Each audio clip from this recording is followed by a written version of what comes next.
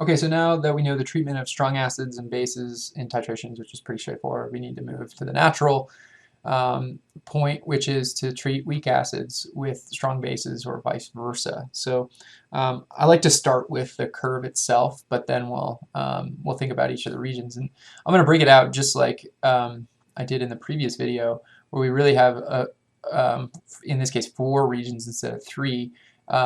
We have 2 general regions. So we have the buffer region, and then we have excess hydroxide, but I'm going to break it out as with a little bit more nuance, where we have this point, which is at the point of where you've added nothing. You've just tossed the acid into water and you have not added any base. How would we compute the pH and the concentration of the respective species at that point?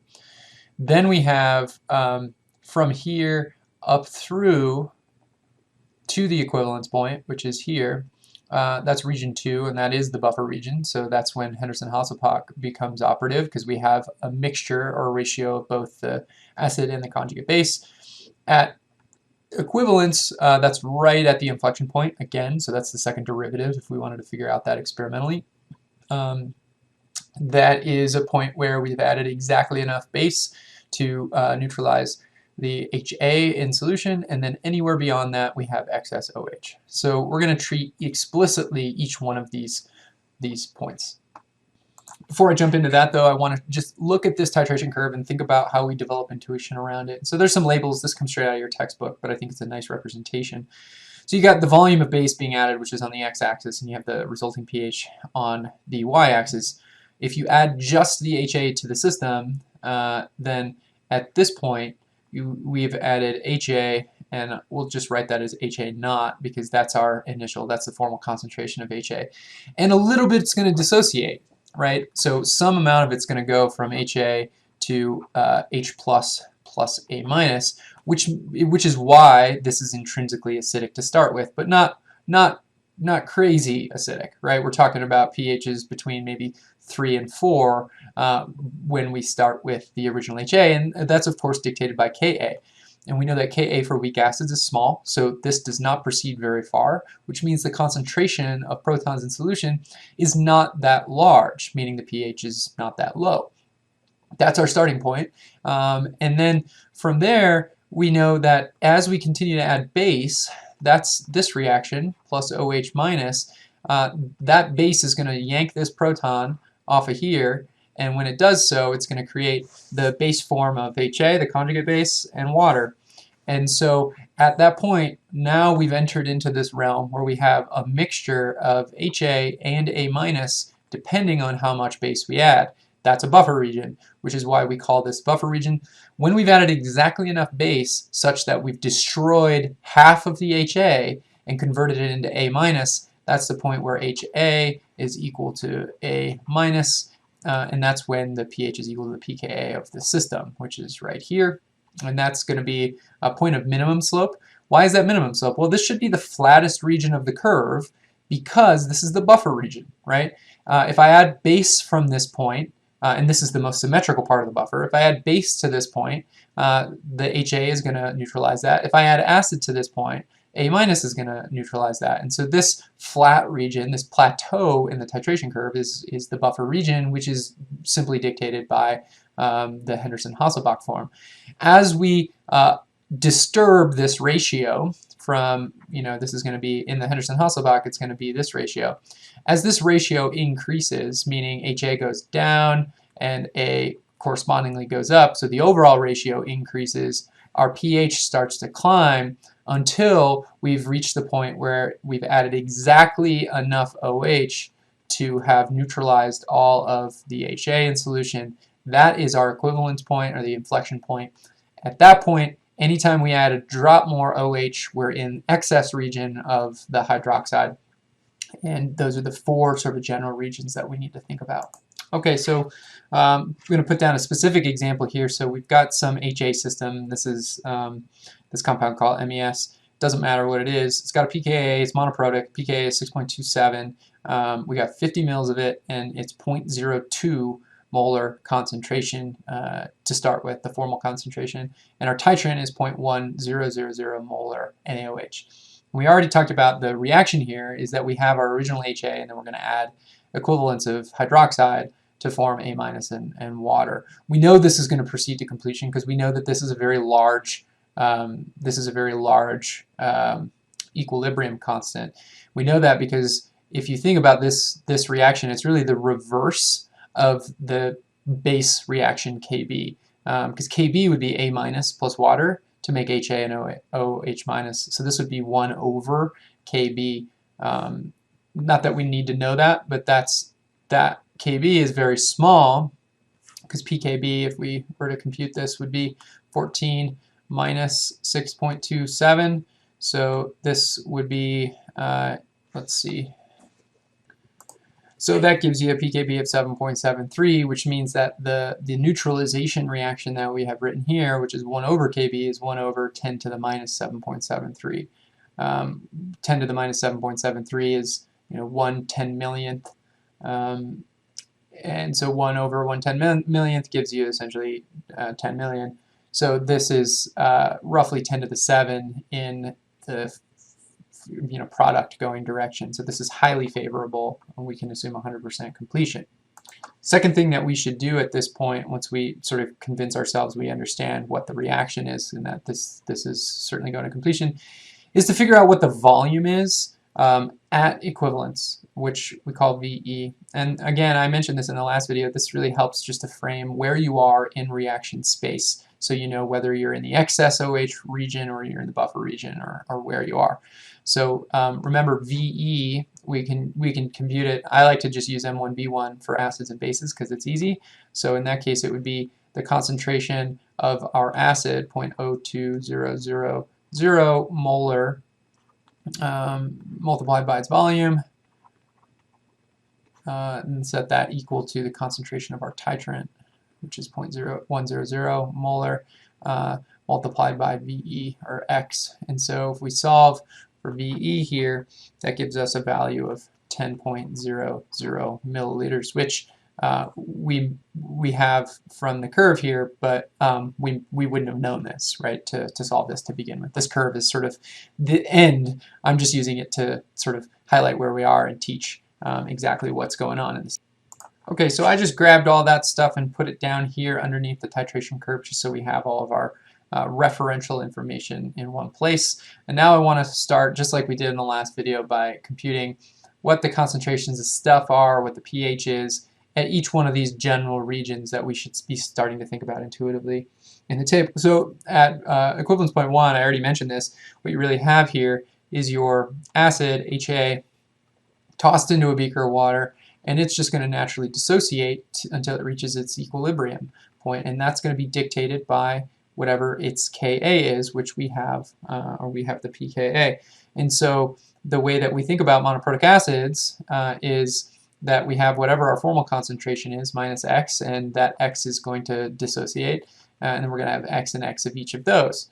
So we'll have Ka, in this case, that's going to be 10 to the minus 6.27, equal to concentration of H plus multiplied by A minus over HA, which we can say then is equal to X squared over F minus X, if we use that ICE table to input that values for us. All right, so we write that all out. We distribute that Ka into the F minus X, and then we bring the X squared over, set that equal to 0. We've got a quadratic, so we can pop this into a quadratic equation. We could also think about this if the pKa is small enough, which it's pretty small, actually if the Ka is small enough, I should say. If the Ka is small, which it's pretty small, we could also skip that and make an approximation here. We can always check our approximation. That approximation would be that if Ka is really small, then this is not going to proceed very far, so X is going to be tiny. And if X is tiny, in a squared value, that's consequential, but when you subtract a small value from a larger one, then that's inconsequential, and so we say that's essentially 0. So the simplification here becomes that Ka is equal to X squared over F. So F times Ka is equal to X squared, or root of F Ka is equal to X. And so either one of those are going to be reasonable, but we'll have to check our approximation if we want to go that way. So if I solve it using the approximation, I get 1.036 times 10 to the minus 4 molar. That's instead of using the quadratic. I can check that really quickly just by, our approximation was x was small relative to the formal concentration. So I can just take that x, 1.036 times 10 to the minus 4, divided by our formal concentration, which was 0.02 times 100 to evaluate what fraction change there was to that original formal concentration. It gives me about 0.5%, which I'm okay with in this approximation, especially in this video, but know that the quadratic will give you the right answer every time. In this case, the quadratic would give you the same answer within the number of significant figures. So if we're thinking about sig figs, we've got to be careful because our pKa's are given with only 2 sig figs. We have 3 digits, but remember this pKa is a log value, so that's just a placeholder. We only got 2 sig figs, which means that even though we have 4 in that concentration, we only had 2 here in those transformations, which means we only get to keep 2, which means that this becomes 1.0 times 10 to the minus 4. 1.0 times 10 to the minus 4. If we took the pH of this, negative log of this gives us a pH of 3.99. Again, 2 sig figs there. So this would be the methodology by which we would compute the original pH in the first region. We could also compute then what the concentrations of all the relevant species if asked to do so, right? Because A, we already know, is the same as X, and then HA at equilibrium is simply the formal concentration minus X. Okay, so the next section of the curve is section 2, which is before the equivalence point. So you've added some finite volume of hydroxide, but it's less than whatever the equivalence volume is. In this case, it's 10, which we just computed. So we're adding 3, which is exactly what we did in a previous video when we weren't thinking about titration curves, but we were thinking about what happens when you add base to an acid.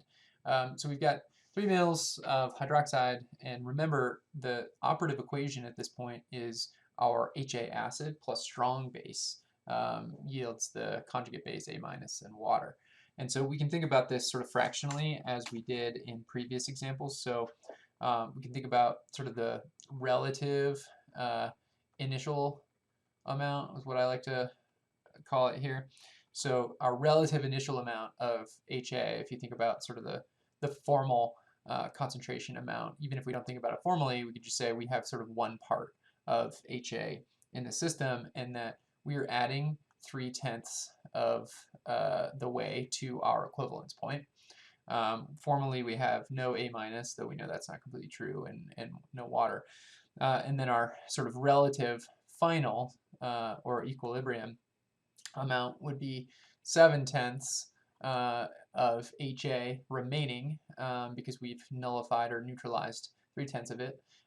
We have used up all that hydroxide. We now have converted that into 3 parts per 10 of A minus, and water is not relevant. And so we can just pop this into a Henderson-Hasselbalch equation, pH equals pKa plus log A minus over HA.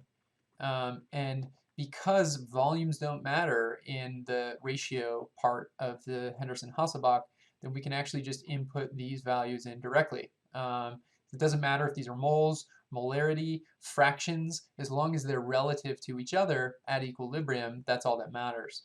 And so the pH then is what we're trying to compute here. So pH is equal to pKa, and pKa we said was 6.27. So 6.27 plus log A minus would be 3/10 over 7/10, or in other words, 3/7. This would, if we compute this, gives us 5.90 as our pH. Of course, if you don't want to do this fractionally, if that's not intuitive to you, you can just do an ice table here and actually compute out exactly what the specific initial and final concentrations would be based on X. And that would work just as well. Or you could just compute how many moles of hydroxide are in 3 mils of 0.1 molar, and then subtract that from the formal concentration of HA, and use that to indicate how many moles or what the pH of the system is based on the Ka and the equilibrium constant. Or finally, you could just compute the concentrations of HA and A- using the moles of NaOH and subtracting that from the initial moles of HA and adding that to the initial 0 moles of A- and putting that into the Henderson-Hasselbalch equation. There's several ways to think about this. They're all coming from the same place, which is the equilibrium constant relationship to the concentration of A- and HA. So a unique part about this region of the curve is, of course, when we're at exactly 1/2 the equivalence volume. And so what happens when you're at 1/2 the equivalence volume is you've added exactly enough OH to have canceled out exactly half of the formal initial concentration of HA. So what that would look like is these would change to, let's do it in green here. This would be 5/10 because you're 5 mils into 10 of the volume at equivalence. That would be, we would have 5/10 left over and 5/10 here. And then in our Henderson-Hasselbalch equation, we would have 5/10 over 5/10, which log of 1 is 0, and that's when pH equals pKa. So hopefully that was intuitive when we saw that coming. That's exactly what's happening right here, which is why at this point we're at 6.27, because that was the pKa of our system. Okay, so third region is not really a region, it's just an exact point, the inflection point, which is at the equivalence point of the titration. We already determined the volume at equivalence a couple times, so we know that's pretty easy, pretty straightforward to determine. That's 10 mils. The equivalence point is the most interesting point in the system, and by definition that means you've added exactly enough base to completely neutralize whatever the formal concentration of acid was in the system. So as I alluded to in a previous video, at the equivalence point of any titration, I'm always going to ask you the same question. What is in the system at this point? What do you have at this moment when you've added just the right amount of OH to completely neutralize all of the original monoprotic acid, HA, in the system? At that point, before the system relaxes back to equilibrium, what is in the system? So remember, the operative expression here is HA, our original acid, plus hydroxide is going to proceed to make A- plus H2O. You added exactly the right amount of base such that these two things were equal in the system, which means that you drove this to create an exact amount of A- in water. So that's what you have in the system at that moment. In the beaker, you have a whole bunch of weak base. What is a weak base going to do in water but extract one of those protons and make hydroxide? So you always have to think, what is the thing that you just created at equivalence? And it's almost always going to be whatever the product of that reaction is, which itself is going to be in equilibrium with water. And that's what we need to consider. So at this point, this becomes A-, the base, plus water proceeds to make HA, more HA, plus hydroxide. That is the operative expression that we need to consider, and this operates via Kb. Well, we are given pKa. How do we get to Kb? Well, remember that Ka and Kb are related to each other through Kw. So I'll do this in red. So Ka times Kb equals Kw. So Kw over Ka equals Kb.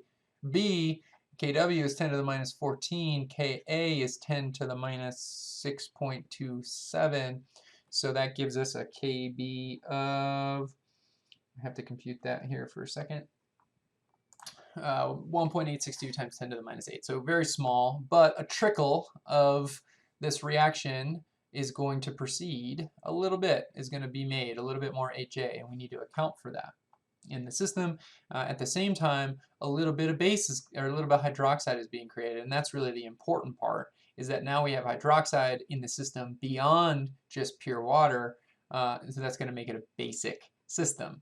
Right? So this is why at the equivalence point of a weak acid being titrated with a strong base, the equivalence point is always going to be positive of 7, because what you have in the system at the moment of equivalence is a weak base. which is different than what we saw in the strong acid, strong base system, where at equivalence, all you had was pure water. And if pure water dissociates, it creates protons at 10 to the minus 7 molar, which means you're at exactly 7. So when you're titrating a weak acid with a strong base, equivalence point is going to be above 7 because you have a weak base. If this were flipped, if you were titrating a weak base with a strong acid, what you'd be left in the system would be the conjugate acid of the system, which means your equivalence point would be less than 7.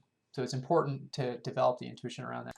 So we can think about this like any other weak base monobasic problem or monoprotic acid, whatever. It's all the same. We have whatever the original formal concentration of that base is minus x being how much of it's going to dissociate, which is a little because we have a 10 to the minus 8 kV here, and then a little x and a little x hydroxide are going to be created. So the tricky part here is going to be to determine what is the formal concentration of A minus at this point, because it's related to the original concentration of HA, but you've added a whole bunch of base to this. So we need to account for the volume change to know what the formal concentration of A minus was when it started to go backwards and re-equilibrate.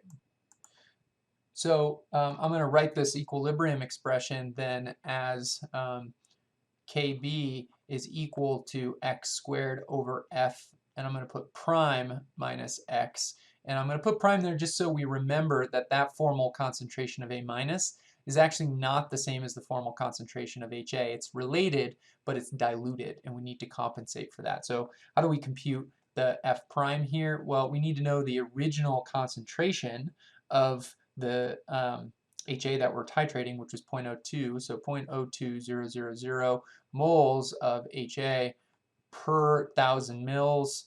We had 50 mils of that stuff, which would give us the moles of HA. And then we know that there are, those mils would cancel. So we're in moles of HA, and then we need to divide this by the total volume of the system. So we have moles per, because these moles of HA are actually going to be the same number of moles of A minus, but that volume has changed. So these two things are equivalent. So what we have here then would be the 50 plus the equivalence volume that we added to get to equivalence, which was 10 mils here. So we've got plus 10 mils, and that's going to give us moles per mil. So I'm just going to do another conversion factor of 1,000 mils per 1 liter here. That seems like a lot, but really it's just a dilution calculation. So now you've got 0.02 moles per new volume, and that gives us a calculated value of 0.0167 molar. That's our adjusted formal concentration of A minus, just adjusted for dilution. All right, so you pop that into the expression. We know Kb because we computed it, so you put Kb in. This Kb here goes all the way in for that. This is our f prime that we just put in. Solve for x using a quadratic or an approximation, depending on what you want to do. I'm not going to show that step because we've done it a bunch. Gives me x of 1.76 times 10 to the minus 5. I solved this just using a quadratic. Note here, and the instinct often at this point is to then just take the negative log of this and assume that this is the hydrogen ion concentration. You get your pH. If you do that, you're going to end up with a pH that is around 5, which doesn't make sense because we know that this has to be basic at its inflection, at its equivalence point. Remember that x that you computed is hydroxide concentration. So whatever you compute here, negative log, that's POH, and then you subtract that from 14 to get pH, or you convert the concentration of hydroxide here to hydrogen ion using Kw. Either way, in this case, the pH of the system that you would compute is 9.25 if we're keeping 2 sig figs. And that fits pretty well with what our computed value should be based on the curve here. All right, last region of the curve is post-equivalence, so excess hydroxide at that point. So the example we'll do is just about 1/10 of a mil past, so not very far past. The assumption that we need to make here, which depends on how far past you are, in whether or not you treat this systematically or not. And we're not going to do a bunch of systematic treatment for titration curves, although I showed you how to use Hydromedusa to compute those exactly using that in, I think, the chapter 10 videos. So take a look at that. That'll give you the exact answer systematically. But the assumption that we're going to make is that, that the hydroxide that comes from the titrant, which is in excess, that's going to have a greater effect on pH than from whatever residual A minus is that we created by neutralizing all of the HA that we started with. In other words, we know that we started with 0.02 molar HA, and we converted all of that into A minus, and we know that A minus is then going to react with water to go backward and form some HA and hydroxide. The hydroxide that gets formed from that reverse process, which was integral for us in understanding the pH at the equivalence point, because there was nothing else in the system but that and water, that's no longer, what we're saying is that that's not important, because the amount of hydroxide that you get from, we'll say, from HA is going to be inconsequential, right? We saw that the KB for this was on the 10 to the minus 8 range, which means that this is going to be in the 10 to the minus 8 range as well. It's really small. So that really small amount of hydroxide that gets created simply from all the leftover weak base is going to be pale in comparison to the strong base that gets added, even if it's just 1/10 of a mil. But 1/10 of a mil of 0.1 molar NaOH is a significant number of moles of OH minus, especially relative to that gets created from the weak base. So you can do this fractionally, which I showed you how to do in a previous video, or we can do this logically. I'm just going to show you another route. Whatever's intuitive for you. What I don't want you to do is memorize an algorithmic process to do this. I want you to think intuitively. You know that you're 0.1 mils past equivalence, so we just figure that out. That's 0.10 mils past equivalence, 10.1 minus 10.0.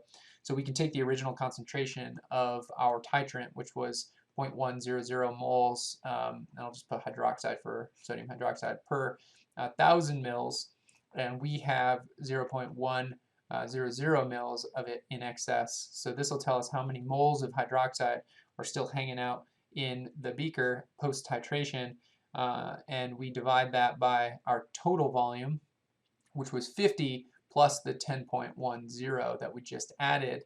That's mils, so now we're in moles per mil, and then we just need to do 1,000 mil per liter sort of conversion here. That gets us to moles per liter. If we compute that, that gives us a concentration of hydroxide of equal to 1.664 times 10 to the minus 4 molar.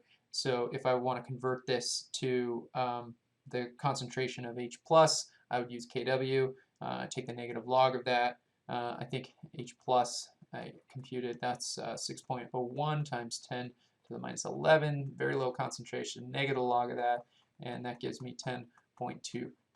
So a fairly large jump all the way up to here, even by only adding 100 microliters of the base. And that's because we're not buffered anymore. So that makes a lot of sense. So just to sort of recap, we developed a process to compute each step along the way, which really, we didn't develop a process, we just associated a process we'd already developed for computing weak acid-base equilibria. And we related that to additions of base, which is what a titration is.